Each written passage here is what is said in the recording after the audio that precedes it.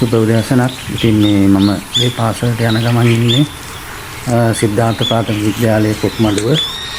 Bus එකෙන් ඇවිල්ලා බහැලා පුංචි කැලයක් වගේ හරියක් තියෙනවා. වත් එක්ක ලස්සන විදිහට දාන්න බැරුණා. පාස් කරලා මෙහෙනකොට කෙත් වතු මැදින් ලස්සන උදේට අවු වැටිලා ඊපෙරේද දැන් වැහැලා පායලා තියෙන්නේ. ඉතින් මේ යන ගමන් ඉන්නේ කිලෝමීටර් 2කට හරියක් වැඩි. අද නම් එනකොට පොඩි මේ සිවිල්ලක් හම්බුණා. ඒක ඇවිල්ලා ඒ ටික ආවේ. ගොඩක් වෙලාට ඉතින් උදේට පහින් තමයි යන්නේ.